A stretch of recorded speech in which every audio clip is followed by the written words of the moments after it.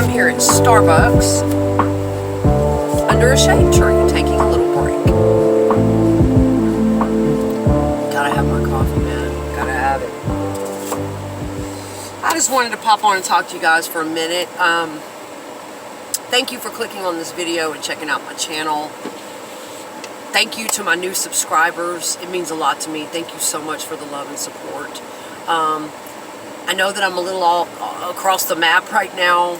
I'm still really new here. I chose Dysfunctionally Functional Life for a reason. I've talked about that because it means balance to me. Talked about what that means. It's so important for me right now, especially accepting myself just as I am. Learning to love this self all over again after a very, very traumatic situation. Accepting who I am and where I'm at right now in this life, no matter how bad it might feel, no matter how, I might feel like I'm not ahead of the game or exactly where I want to be. It's about waking up and loving myself again every day, truly. And practicing gratitude for every little moment of each day and seeing it as a gift and a blessing and working with what I have right now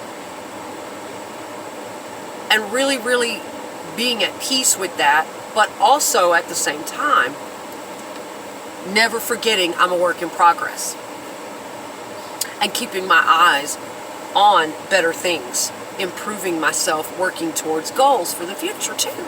So that's pretty much what that's about. And I chose it because that niche or whatever, because there are so many topics. It's so vast. There are so many topics across the board I can do and still relate it to the balance of dysfunctionally functional life. So many little things in life, all kinds of things I can talk about within that balance, that niche, and bring it around related to that. So that's what's up with that. And honestly, you guys, I am in the aftermath of a very toxic relationship. He's been gone for about 4 months now, and I'm not going to say that it's been easy. It's normal after you get out of something like that. When it comes to a dead stop, he's been gone. He actually got ordered into a rehab program. It was like divine intervention. Just zoom. If not, I mean, God knows, I think he'd probably be dead now. It was that bad. He was a very severe alcoholic and covert narcissistic, and it was just a very bad situation. And now, outside of it, I am realizing so many things. But anyway, I'm in the aftermath of that, and the last few months have been very hard on me. I'm not quite where I want to be. I'm still going through, which is very normal. When you get out of something, you're going to go through a lot of emotions. So you could prepare for that. It might be a few weeks, it might be a few months, depending on how long you were together and involved in that. Could be a few years. So just rest easy and know that that is normal. I've been suffering from anxiety, PTSD, which I've had those things all my life, but it's really bad right now. And it's all associated with my childhood and this last relationship. All that stuff. Nightmares, anxiety, lack of self-worth, self-esteem issues, insecurity issues. All that kind of came back on me. And so I've really been having to work hard. And really, it's important for me right now to do this. It gives me some purpose because I wanted to do it for years anyway.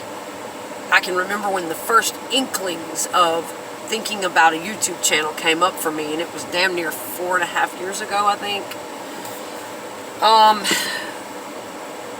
And so it's important for me to do this right now because I knew years ago at some point in my life, other than writing songs and recording and stuff like that, I knew at some point, in some way, shape, or form, I wanted to start sharing parts of my childhood, sharing parts of myself, and somehow working with other people or helping other people. I did not know how it was going to reveal itself or what direction that was going to take. At one time, years ago, about 10 years ago, I really wanted to be a psychotherapist. And I've studied psychology pretty much all my life. I've had a wonderful therapist. But you know, when I found out I would probably have to have a master's degree, I just really didn't want to go to school that long. I did go back and get my associates after dropping out at a very young age. That's a whole other video. You guys are going to love the story. Very inspirational. Dropping out of school at a young age, traumatic childhood, and what inspired me to go back to school in my 30s and get my associate's degree with honors, 4.0. Most fantastic time in my life. It was very healing for me, and to accomplish that, very, very healing. And I will make a video about that for you guys one day soon. Okay, keep me on track here, Dysfunctionally Functional. Oh God, I don't want you guys to see this. I'm gonna light a cigarette. Yes, I'm working on it though. I got a vape. Honeydew Melon Mint. Honeydew Ice. These are fantastic. And I'm starting to do this a lot more than this crap. Because I care about me. Because now that I've gotten away from that person, where I was and how it was like a black hole energy vortex that I don't even know if I can give you visuals. Like, I keep seeing visuals every time I think of it. I see visuals of, you know those skeleton things on The Mummy? That movie, The Mummy? Those dead skeleton soldiers that were running along beside the bus and those things, or how when the mummy would pick people up and suck their face off. Like, I don't know, I just get these weird visions when I think of what I've experienced with covert narcissists and alcoholics. Weird visions. It's like what I've just gone through for the last few years. I don't even know. I use the word glob a lot. Attach. They really do. They don't love you. They don't respect a damn thing about you. There is no boundary. You have no rights. You're not even human to them. And boy, it took me so long to understand that someone like that exists. That shit is real. It really did. It did. And you're just an object for their use, their suckage, for them to siphon and glob onto you and just literally smother and control. So yeah, but you know, anyone who's been involved with an alcoholic, and covert narcs are very similar. Anyone who's been involved with an alcoholic, depending on the nature of your relationship with them, if it was a romantic relationship, you know, that close, or a family member, sometimes it's like, I truly believe, we're going to get a little bit spiritual here right now, okay? Because you'll get used to that on my channel. I have both. I'm a critical thinker and a very spiritual person who's very, very tuned in to my extra senses, to my empathy, ability to pick up on energies, and that type of thing. I've been that way since I was a child. I truly believe, after this last experience with an alcoholic for almost 5 years, which I've been around them all my life. My father was alcoholic. My first husband was alcoholic at 17. Many of my best friends are alcoholic. I had a gay best friend for 3 or 4 years. Fabulous guy. He taught me so much. He was a chef. Extremely alcoholic. And I found myself hanging out with him all the time and being his crutch. You know, it was like that theme repeated itself in my life. And I was in therapy, and she was really trying to get across to me, look, you are repeating these patterns for a reason. You know, and so I was becoming aware in my early 20s and moving into my 30s, becoming more and more aware. I'll be 45 this summer.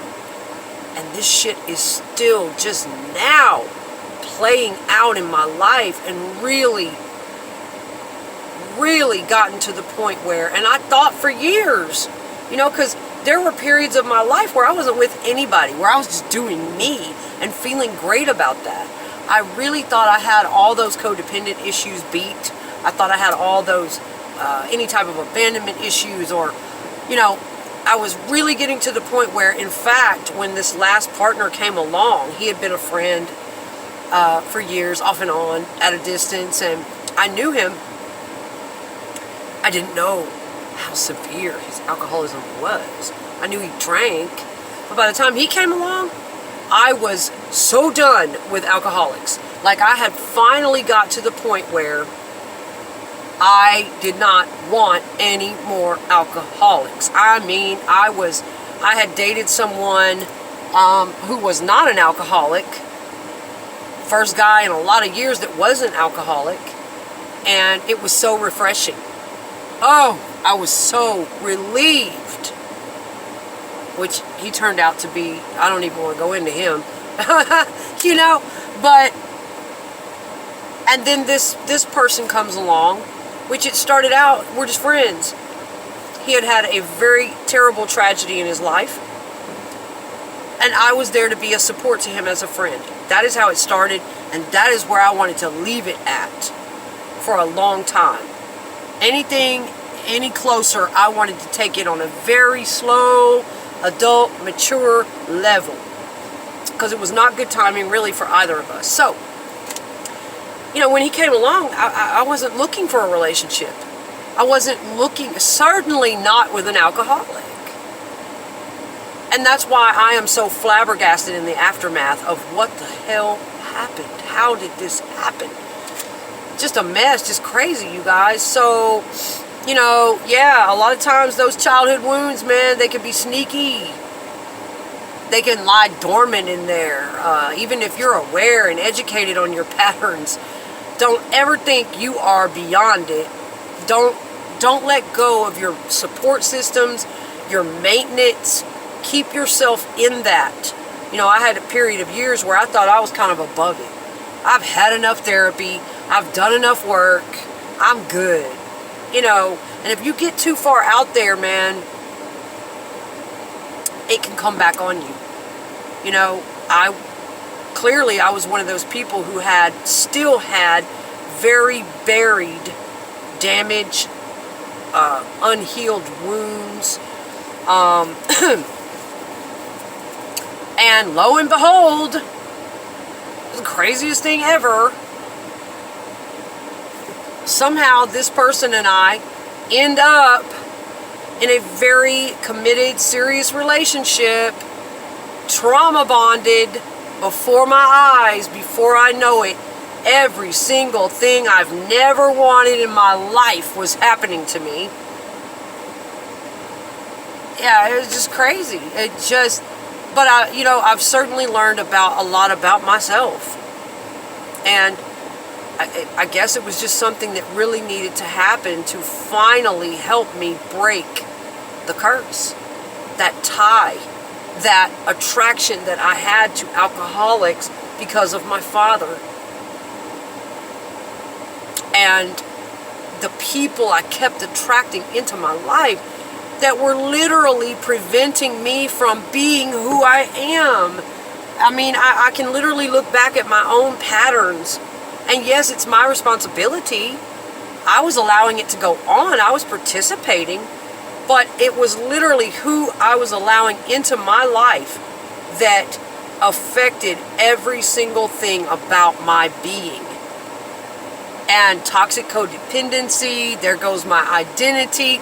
Everything I said to this guy up front, like, I was aware. I really wasn't some stupid little toxic codependent doormat that didn't know a damn thing, no self-esteem at all. You know, I wasn't that far gone. I had done some work in my life. I had been through some shit.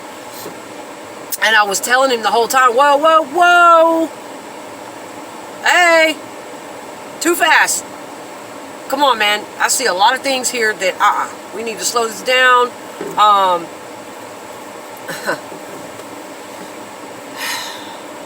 I knew the whole time, you know, I asserted to him, look, this is what I've been through. This is what I don't want.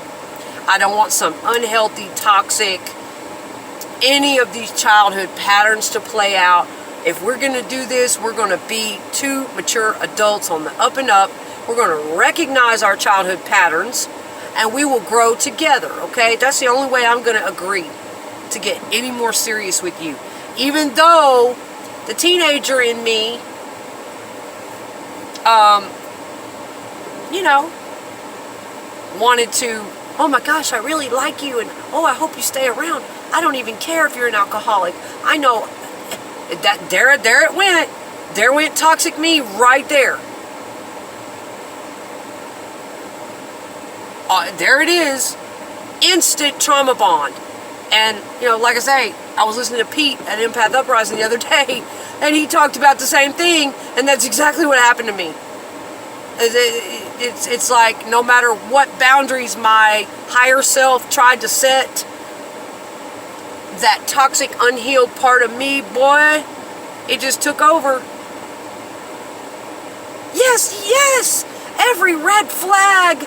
Oh my God, you're perfect! Oh God, every red flag imaginable, give it to me! Yeah, so, yeah, higher self, adult, that version of me kind of knew what was up. The parent, you know, I learned years ago how to reparent oneself after trauma, inner child work, all that stuff. So yeah, it was kind of a push-pull thing with me, the whole damn relationship.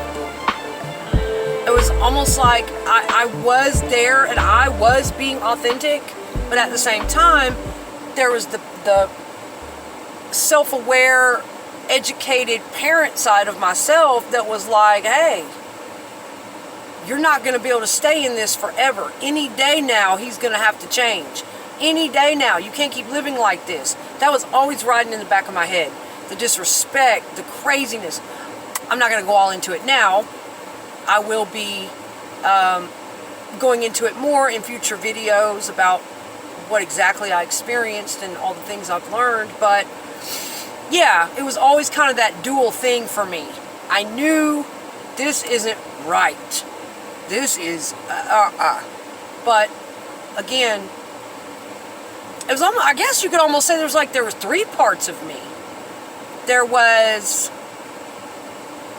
the middle part of me that was just like, okay, I like this guy, I've fallen in love with him, he's got issues, I've got issues, we can work together on those issues as a team and have a great friendship. We can learn and grow together and do productive things and really learn how to love, really grow together. I want this. Okay, I was authentic with that. That was very real for me. And he says it was real for him too, but he never acted like it. You know, with his addiction and his losses and a lifetime, really, of not going to therapy and not facing his past and all those issues, he just couldn't. He couldn't. And so there's that middle part of me. Then there's the other part of me that I sort of knew what was happening but didn't really realize it all at the time. The toxic, still wounded, unhealed, codependent part of me, insecure, low self-esteem, trauma bonded, alcoholic father, attachment to those issues, not wanting to give up on the situation, you know, laying myself out for him, continuing to try with this, But also at the same time, I was tough and I set boundaries. I did. It's not like I was just a little wallflower the whole time. Hell no. So there's that part of me, the wounded child, the trauma bond, all those subconscious patterns. The middle part of me is just like, shit, yeah, we're two adults. Let's do this thing, man. I'm authentic. I'm here with it, for real. And then there was the other part of me, the parent, the higher self, that is the observer of all this, that's going, hey girl, to hell with part in the middle and to hell with that wounded kid you got inside. You need to get out of here. This has been going on too long. This is not right for you. It's not good for you. It's highly toxic. It's not changing. So there was that perspective. I knew every damn thing. I was fully aware in that perspective that this is absolutely positively wrong. So I had those 3 dimensions to myself at all times. I guess I got very good at compartmentalizing as an abused child. All those things that I don't like in other people, checking out and detaching, and the way that they can do those things, like dissociate and avoidance, go into denial. Of course I don't like them because I got really good at it in my life too, and I have to stay aware of that. And so yeah, that sort of 3-dimensional, like multifaceted, all of those things going on in one brain here, and just the cognitive dissonance, the rip your brain apart from living in a situation like that with an alcoholic, covert narcissist, other disorders most likely, toxic trauma bond, just live, and it was a mess. So yeah, that's what I mean by the push-pull. And him being in the state of mind he was in for most of the time, drunk, in the alcoholic mind frame, or his covert narcissism, one or the other, either manipulating me or demanding things from me or whatever. His mindset was, totally different maturity level, emotional intelligence level than what I was looking at it from. Totally different frames of reference in our life and experience and all that. And he was just looking at it like, I want to abandon him every time I set a boundary. Just constant punishment from him, constant spite. And I would pick up on it energetically even if I didn't see it with my own eyes. And there was physical evidence of his betrayal, his punishment, his whatever he could do to keep me feeling insecure and trigger me off, so I would cling to him and do more. I would do more to save the relationship. Oh, it was bad, you guys. So anyway, just putting that out there, that I understand I'm a little all over the place and scattered sometimes as a new creator here, but I am really working my way through a lot of trauma, and this is good for me. Not only am I doing it because, yes, I do want to reach other people. I would rather spend my time, even though I'm dealing with a broken heart. Yes, it breaks my heart to have to stand up against someone that I truly loved. All bullshit aside, all trauma bonds aside, all of it aside, I truly loved this person and cared for him on an adult, mature level. I can compartmentalize all that and see all those layers for what they are. It is very heartbreaking. I am heartbroken. Sometimes I cry like a baby. I mean, just sob and sob at the heartbreak of being in something that will never be straightened out. You cannot reach that person mentally. They're not going to be able to be what you, on any type of standard that you would need to be able to live around them and actually still function in life. They don't get that level, and they're sitting there blaming you, going, why do you want to leave me? The covert narcissist, man, you cannot get through to them. They're not going to apologize. They're not going to validate your feelings. Literally, I haven't gotten one sincere apology in almost 5 years. Not one, for the crushing, spiteful things that he did to me. You know, I've heard things like, yeah, I was in my feelings. Yeah, I got kind of spiteful because, well, you left. You know, that's how a covert narcissist is, you guys. A grown-ass man. And I left because last Christmas I developed a heart condition, an SVT attack, where my heart rate went up to 225. And they told me, whatever you're doing in your life, honey, it needs to stop now. Okay? I went to a cardiologist. Your heart's in good shape, but whatever stressor you're living under, you need to get out now. Stop it. You can die of a broken heart and the stress. They did tell me that. I'll make a whole other video on that. But yeah, last December I developed that attack, and I was so scared, you guys. I had to wear a heart monitor for a month. I got put on a new medication, and he didn't have a drop of empathy for me. Not a drop. You know, most of the time he was drunk and out of it, but even sober is like just the most emotionally remote. But then at times he could be really sweet. I love you, do, I love you. That's a very surface type of connection. He couldn't follow through with any of showing me how much he loved me. Literally, it's Christmas time, it's cold outside, I have the house decorated, I'm trying my best. Just like Shanann Watts, I always think of her. I know that woman's personality, man, because I am that woman. Despite what I was living with, I didn't want to abandon him. I knew both of our issues. I knew this wasn't right for me and I didn't deserve it, but I was trying my best to stay with him. Trying my best, not only because of my own damn codependency issues, but for him too.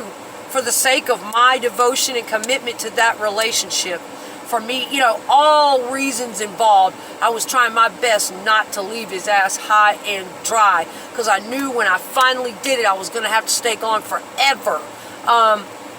And here we are, it's December, it's cold, and I would try to find things to make me happy. You know, I would try to go on with myself and decorate the house for Christmas, and those are my survival skills. That's what a covert narc doesn't understand. They don't have any of those ideas. They don't have a self. They're not self-motivated. They don't come up with ideas. They don't have an identity, so they don't know anything about those types of coping skills. They don't cope like that. They cope with alcohol, drugs, sex, porn, getting into relationships, globbing on and attaching. They have to live their life through another human being. That's the only way they get ideas, energy, thoughts, imagination, purpose, self-esteem. That is it. They have to glob onto somebody else, man. Attach, and use it up, extort that energy. Or they feel like nothing. They feel like they don't even exist. It's terrible. And I'm still learning about this after living with it for all that time. So, from his view, his frame of reference, his understanding as a covert narcissistic person, he can't imagine why, you know, well, if we're into it or she's not giving me what I want, she just set a boundary with me and told me no, she won't buy my alcohol, or we just kind of got into it. And you know, a covert narc is always miserable and always just sitting there bored. I'm bored. I need to call somebody. They're like teenagers, you know. And I've survived all of my life with different coping skills. Not getting high, not getting drunk, not necessarily running to glob on to somebody to date or use somebody else, pretending that it's love, but really using them to feel good about myself. Hell no. I faced down those patterns. I faced down my loneliness. I faced down my insecurities. I sat alone for years and years sometimes, just raising my children and finding out who I was. What are my passions? What are my ideas? What am I so upset about? What are my traumas? Going to therapy. That is the stuff that a covert narcissist cannot understand. They can't comprehend that. And that's why I would be able to just get up and go, okay, well, we just had a bad fight, or he's unhappy and miserable. Well, you know, I've done all I can. I'm going to go in here and decorate for Christmas now. And, you know, sometimes that can be denial too. We need to watch out for that. But no, I literally have been trained in really good coping skills over the years. Instead of turning to destruction or globbing onto other people, ooh, it's so twisted. Instead of doing that, until it is true love, until I am right within myself, I wouldn't want to put that on anybody else. No, what I do is turn to positive, productive activities. Decorate the house for Christmas, cook a nice meal. And a covert narc can't understand how you have so many passions. How do you have so many interests? How do you have this inside you? They have no empathy or understanding about how much pain you have survived. They can only see themselves on this earth. They are the only one that's ever been in pain. And everybody else on this earth, they resent for you even existing. How dare she be in there putting up a Christmas tree? I'll just ruin everybody's holiday. And that's all I heard from the back bedroom. I hate Christmas. Turn that Christmas music off. Give me $1. I want a beer. That's all I heard last December, okay? And you guys, I just got out of the hospital being told about this condition in my heart. I'm not knowing. At that point, I haven't been to the cardiologist yet. I'm not knowing how serious it is or what it is, and I know what they told me. And literally, that's what I'm fucking dealing with, where I live. And at that point, I don't have anywhere to go. I don't have any money saved up to quickly move or the strength to gather up all my things and have to move again. Yet I'm trapped with that. That's how he was treating me. This is why when he calls out, still to this day, yeah, I got a little spiteful. I was in my feelings because you left. Can you imagine the fucking immaturity? That's how a covert narcissist is, no matter how old they are.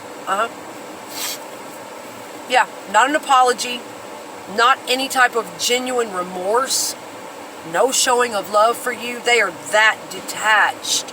Something terrible must have happened to them in their childhood that fucking just made them go away. They're not even in there. And it takes you, boy, they play it off well. They do play it off for a long time.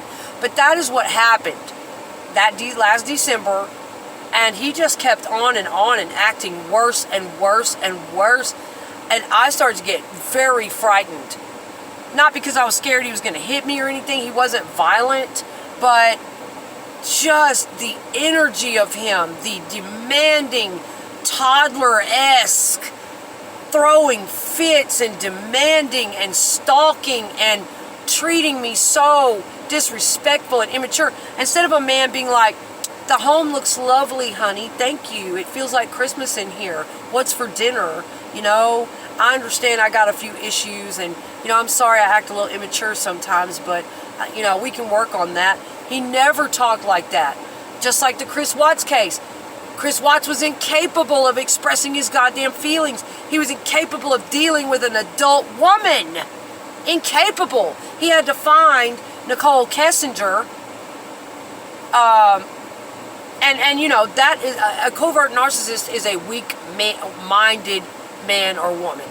Absolutely weak-minded, needy, low self-esteem, anything that gives them some attention.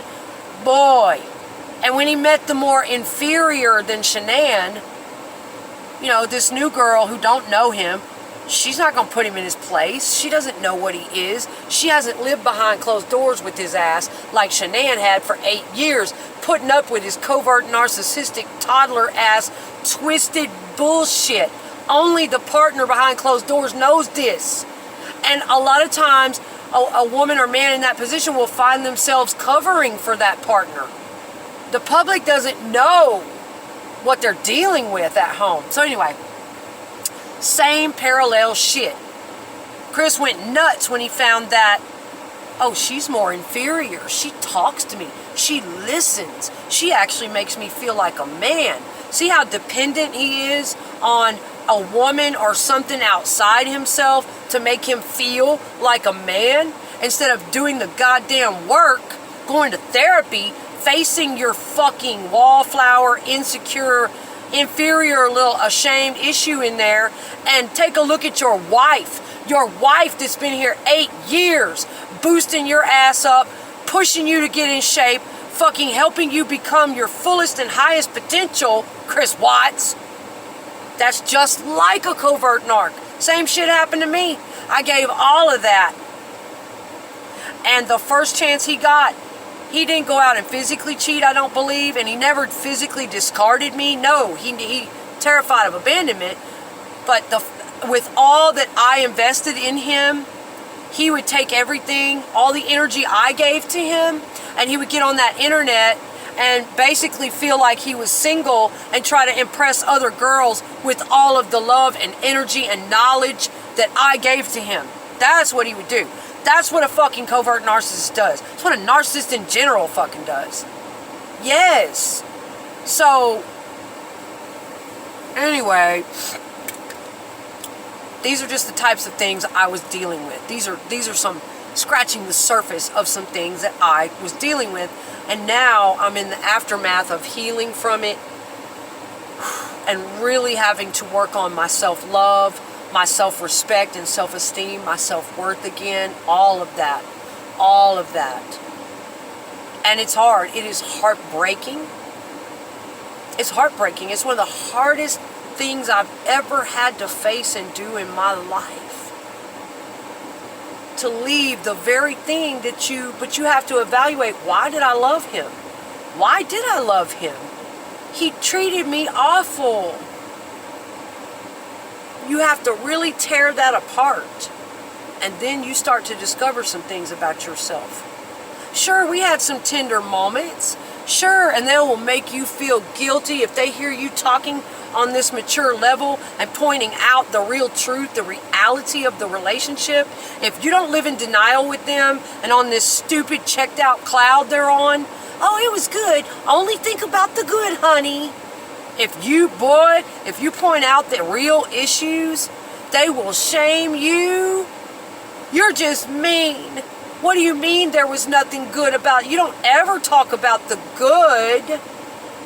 Well, shit, the only good I can remember was for a few minutes here and there.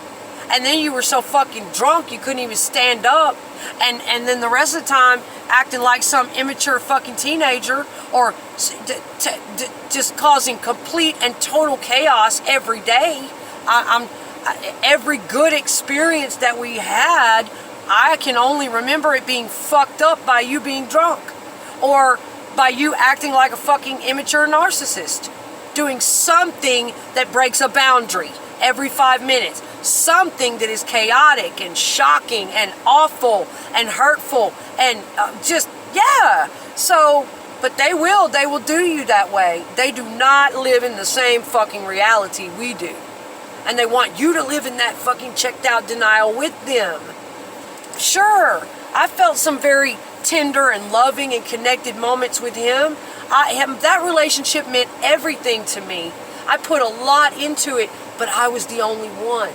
I was the only one. Yes, I was the only one. And there's no sense in arguing with them. They're not going to admit to that. They're not going to ever be genuine with you. They're not ever going to break real and see that. They'll just move on to some other person that'll let them get by with that terrible behavior. And I'm sure there's a low self-esteem, poor old thing out there. I mean, they literally prey on women a lot of times, and men. This happens to men too. They prey on people that are wounded or mentally ill, on disability and inferior, low self-esteem. They really want that. The covert narcs really want to be able to prey on that. But if they happen to attract to a stronger person, they will definitely work to break that one down where they can feel superior to them. They have to. They can't. They feel too ashamed with you in your full strength. They can't be an adult like that. They can't be what they told you they were. They can never live up to that. They're running on a false script, man. So yeah, that's kind of what happened, last December, I finally did. I was so scared and so heartbroken, so shattered at this person that I thought was a man. After 4 years of being with him and all the crap back and forth we've been through, yet another Christmas, this man was going to act a complete and total fucking fool like this and run me out into the goddamn cold. I couldn't get a moment's rest or peace with this heart condition. I finally did, you guys. I had to wait till he was gone, grab my shit, and find a friend to go stay with. And I won't go into any more of it after that, and that went on for 4 years, back and forth like that. Terrible on my part. And yet he shames me for it. For fucking standing up and leaving and defending myself. For not wanting to sit up under his toxic little ball. The covert narcissist wants a slave, you guys. They want a hostage. And anyone out there defending them, you're dumb as fuck. Wait till you get a load of them on your fucking couch. Wait till you get them in your life. So yeah, but he says things to me like that. No apology, no remorse, no genuine love. Just, I was in my feelings. You left. I was spiteful because you left, And having to realize that, oh my God, I thought all these years this was just some shit from the grief or the shock of losing a child he had. Or I just thought, oh my God, this man's really like this. This is his brain. I don't know what it is, but this is it. This is as good as it's going to get. And the heartbreak that comes upon you when you have to realize that they are not feeling you. Or in some type of way, they feel it, they know what they did, but they just cannot be like you. They can't feel it as deeply as you and process it as deeply as you do because they are so used to dissociating from childhood. They are so used to being checked out, not feeling anybody. And what really makes you angry, disgusted, hurt, is that they fucking pressured you. They pressured you relentlessly. Pressure, rushed you to be in a more serious relationship and even use the words. It has to be emotional. It can't just be about sex. It has to be emotional. Reflecting back, I'm like, wow, this person is the farthest thing from being able to be emotional and cope with emotional than I've ever seen. I've never once seen him care about my emotions, or he is the exact opposite, the epitome of not being emotional in the right way. He's hypersensitive and overly emotional in all the wrong ways, but as far as let's be emotional, let's be truly intimate on an adult level where we openly, honestly expose ourselves for who we truly are. Let's be honest and truthful. Let's be mature. Let's be adults here. Let's communicate like adults here. Let's face challenges like adults here. Let me appreciate you as a grown-ass woman. Let me appreciate the cooking and the cleaning and the devotion that you have for me. Let me see you. Let me be present.